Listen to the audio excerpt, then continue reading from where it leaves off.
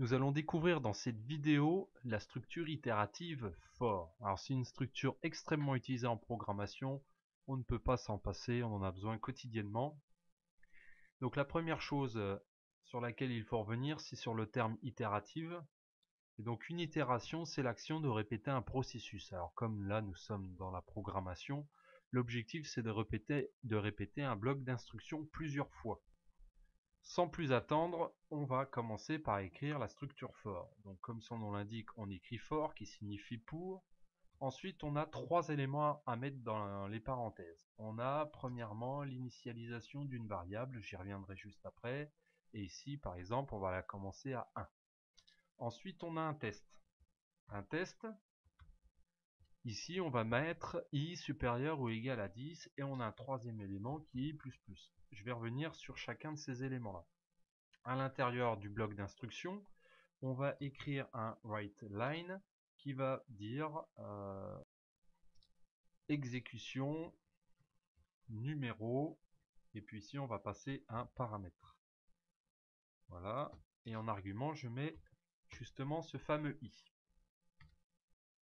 Alors là nous avons la structure minimale, donc nous avons le for, et à l'intérieur du for, une seule instruction, mais on pourra en imaginer autant qu'on veut, et avec ce que l'on veut à l'intérieur. Donc je reviens sur les trois parties, les trois paramètres de la structure for. Nous avons ces premiers éléments qui correspondent à l'initialisation de la variable compteur. En fait, cette variable va servir dans le test qui concerne le deuxième paramètre, c'est-à-dire i supérieur ou égal à 10. En fait, on a besoin d'initialiser la valeur de i pour la première fois où l'on rencontre l'instruction de la ligne 19. Donc nous avons ce test va donc être comparé. Alors imaginons nous arrivons à la ligne 19, nous lisons pour, on initialise i à 1, donc i vaut 1, et on va faire le test, est-ce que 1 est supérieur ou égal à 10. Donc là il y a deux possibilités, soit ça renvoie vrai, si c'est le cas, soit ça renvoie faux. Dans le cas présent, 1 n'est pas supérieur ou égal à 10, donc le test renvoie false. Et comme le test renvoie false, on va continuer et poursuivre l'exécution du programme après le for, c'est-à-dire là où je viens de faire la croix, après l'accolade fermante. Donc ça c'est le premier cas, donc le programme s'exécute normalement et du coup le contenu du for n'aura jamais été exécuté puisque dès le début on a eu false. Maintenant nous allons inverser le test. Donc pour cela je mets inférieur ou égal à 10. Nous reprenons la remarque de base, i est initialisé à 1, nous faisons le test, est-ce que i est inférieur ou égal à 10.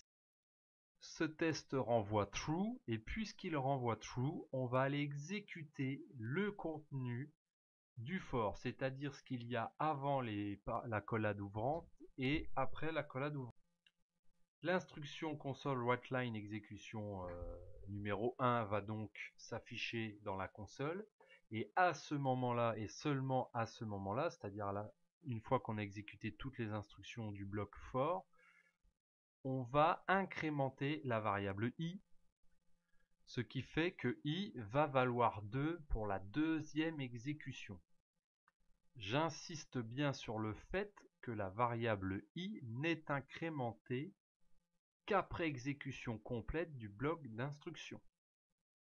Ce qui veut dire que une fois que le bloc d'instruction est terminé, i va bien valoir 2 comme je viens de le dire, et on va refaire le test, est-ce que i est inférieur ou égal à 10, ce qui est le cas puisque i vaut 2, donc le test va renvoyer true à nouveau, ce qui fait que nous allons nous diriger une fois de plus vers l'exécution du contenu du bloc d'instruction. À la fin du bloc d'instruction, la variable i va être encore incrémentée, donc elle va valoir 3. Est-ce que 3 est inférieur ou égal à 10? Oui. Donc on retourne dans le cycle et ainsi de suite. Donc on parle bien d'itération puisqu'on répète le bloc d'instruction. Maintenant se pose le cas où i vaut 10. Lorsque i vaut 10, on est encore inférieur ou égal à 10, donc on va encore exécuter une fois le bloc d'instruction. Par contre, à la fin, i va être incrémenté et va valoir 11. Si i vaut 11, ce test qui va renvoyer pour la première fois la valeur false, ce qui signifie que lorsque la condition ici renvoie false, on va se situer dans le cas où on n'exécute plus le code à l'intérieur de la boucle, mais on va aller directement se placer à la suite du programme. Donc tout ce qu'il va y avoir en dessous, c'est-à-dire là où je fais des traits, va être exécuté. Donc il est important de bien faire attention au test, c'est-à-dire i inférieur ou égal à 10, qui va déterminer soit l'entrée dans le bloc d'instruction, soit la sortie après la boucle, c'est-à-dire qu'on va se placer à la suite de la structure for. Pour constater dans la réalité ce que ça donne, donc on voit ici qu'on a bien eu 10 exécutions successives. Donc l'avantage c'est que c'est très rapide, même si je mets 100, ça ne changera pas grand chose. C'est instantané, nous sommes déjà ici à 100, on peut remonter, on va tous les trouver. Alors au passage, puisque j'ai oublié de le dire, on parle de variable compteur, puisque souvent elle sert à déterminer, à compter le nombre de boucles que l'on a déjà effectuées. Et on l'appelle i tout simplement parce que généralement elle est incrémentée de 1. Enfin, dernier point que j'allais oublier, c'est le troisième argument, ici le i++ dont j'ai parlé tout à l'heure en disant que ça revenait à incrémenter. En fait ici on dit qu'on a fixé un pas. On fixe le pas et ici il est fixé à +1. Cela signifie qu'on peut modifier la valeur du pas.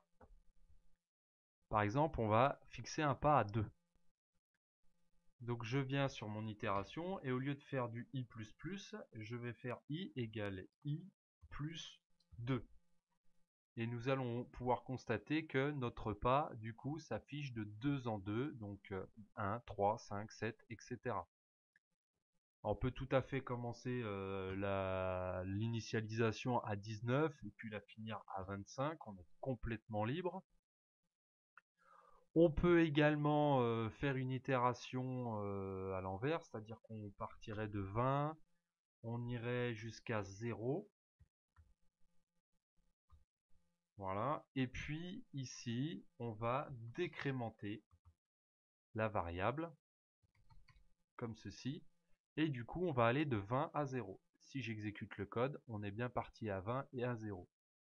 Encore une fois, on peut changer le pas, puisqu'ici, ça revient à faire i égale i moins 1. Donc on peut très bien choisir de faire moins 3. Je mets ici lecture, on voit bien qu'on part de 20, 17, 14, 11 jusqu'à 2.